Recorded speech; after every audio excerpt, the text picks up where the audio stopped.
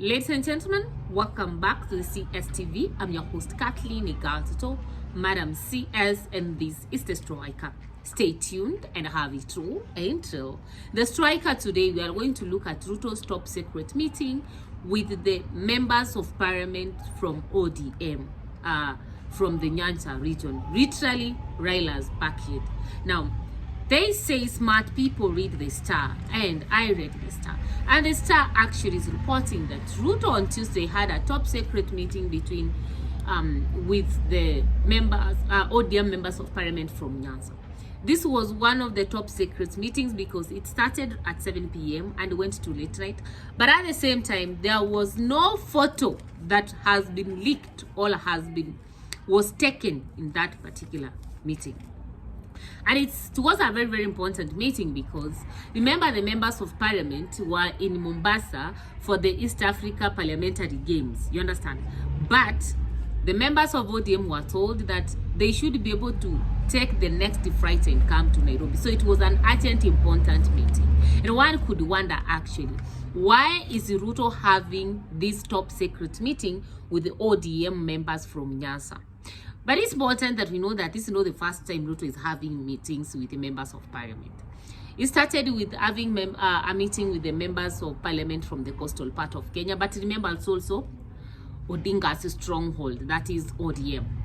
And then he went to meet President Uhuru Muigai Kenyatta. And then the church members, after having a fracas with the church to an extent that he called them Madimoni, and now a meeting with ODM members from Raila's backyard. So it communicates a lot because actually in politics, nothing happens. You know, there's no way the president would wake up and start having meetings with everybody without any agenda. But before we dive into this story to find out why he had this meeting, if you are new to this particular channel, welcome home, karibu nyumbani. Kindly remember to subscribe, like, share, and comment on our videos. Turn on your notification bell so that the next time we are uploading a video, YouTube will automatically notify you. If you are a returning subscriber, we are very grateful. Thank you for tuning in. Thank you for your support. Sana. Kindly remember to subscribe, to like, share, and comment on our videos. Tell us on the next theme that you want us to analyze. Now, the Star is reporting that President Ruto had a secret meeting with ODM members of parliament from Nyanza region.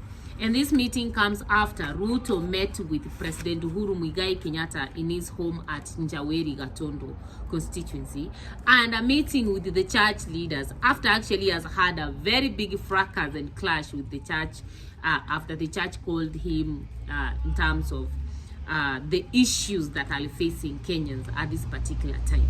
Now, one could wonder why President Ruto is actually doing all this. Why is he, meeting people from different angles all of a sudden? Why is he becoming a meeting man? And therefore, in this particular video, this is what I want us to analyze. And I feel, number one, President Ruto is in panic mode, especially with regard to the 2027 politics in terms of his presidential candidature and his bid for re-election. And I'm saying this because I feel like the meeting that Ruto had with President Uhuru did not bear fruits as President Ruto needed. Perhaps he needed an endorsement. There's rumors that he wanted an endorsement actually. He needed an endorsement for 2027. And maybe President Uhuru told him it's not possible, or they did not agree. And therefore, Ruto, being a shrewd politician, thought like, okay, I have lost here, because truth be told, President Ruto has lost the mountain. There's the Gachagua factor, there's the Ulu factor, and actually this has made everything even more complicated. And I just feel like, seeing that he has lost the popularity of the mountain, he needs actually now to think of where he can get the support from. If they could not agree with President Uhuru, he needs to see where he can actually seek for his support.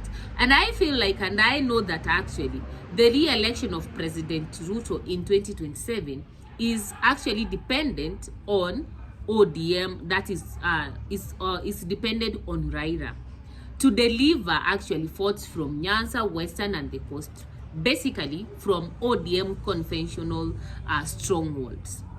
And therefore I feel the move to meet Nyanza members of parliament urgently after meeting President Uhuru Muigai Kenyatta is actually one of his political cards and moves to ensure that he has the support that he needs in 2027. He doesn't want to look like a political orphan in 2027. So that is my first thinking. That's my first reason I feel why he went actually to meet the ODM members of parliament. Number two, it's about the emerging value of the emerging politics actually after the Ruto meeting.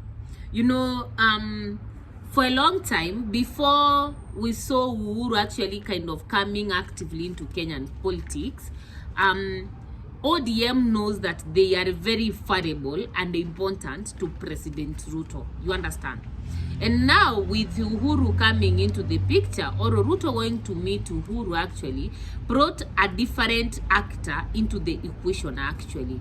And therefore from where I stand, I just feel like it was one way of President Ruto to cool down the nerves of ODM. You know, perhaps they are asking themselves, what is this that actually Ruto was discussing with Uhuru that they were not in copy? Why was Baba not in the equation, etc.? You know, all those things. So I just feel like, you understand, Ruto going to meet the ODM members of parliament from Nyasa was one way actually of, like, you know, trying to explain himself to them that actually it wasn't about betraying Baba, it wasn't about betraying anybody. Still well in the broad-based government, because you understand, if Uhuru comes into the picture with this Chupri party and his influence in the mountain, then the value of ODM actually would go down. So they won't feel well, they won't feel happy, and therefore I feel that Ruto has to, you know what,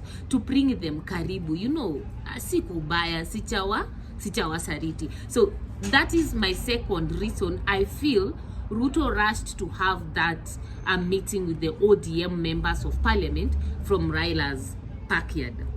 And then number three, it's all about, there is a cultural event in Siaya, I think this December, yeah. So Ruto is supposed actually to be in Nyanza for some tour and to attend a very significant Ruo festival. It's called a cultural event. I can't remember its name in Kicharuo, but there's a cultural event in Siaya, and I think the meeting could also be the agenda of the meeting could be one of like about this tour, because you know, he has to find out what has been prepared on the ground and what has not been prepared. Although I just feel like if we can hold a meeting like that to discuss about how it has been prepared and how it has not been prepared, then he's not kind of trusting his followers on the ground. You understand? So I just feel like meeting the members of parliament from Nyanza also has to do with this planned tour of the Nyanza region, and this actually also adds to my fourth point about development projects in Nyanza region. You know, Ruto has been going around opening projects, launching projects. Some are projects being relaunched. You understand what I mean? You know, there are those projects that had been launched during the Uhuru tenure, and then Ruto came to launch them, you know, like it's launching projects for the second time. And maybe as now he goes to Nyanza to tour it, he's going to check which project has been achieved, how is the project of this, how is the progress of this project, etc. And therefore I think, because you know, much development in the counties and in the constituencies, the members of parliament are at the forefront, because you know, we have even these things we call the constituency development funds, etc. So I just feel like it was also a summoning meeting to see what has been achieved and what has not been achieved, such that the moment anasimama kwa ile gali yake ama kwa rally, is able to tell us we have tarmacked these kilometers, not because actually he has seen them, but because he's been reported and he's been told this is what we have achieved and this is not what we have not achieved. But all in all, those are my opinions, and those are the reasons why I feel Ruto is having a meeting. He was having a meeting with the ODM members of parliament from Nyanza region. I don't know what is the stand of Baba on this, and although I just feel like by the time Ruto is having a meeting with ODM members of parliament, Baba has sanctioned this meeting. But the question is, why is not Baba even talking? By the way, why is not Baba even commenting anything about the meeting that happened in Ichaweri? Those are my opinions though. Your opinions, kindly let me know them in the comment section below. Remember to subscribe, like, share and comment on our videos, and see you next time. Ciao ciao.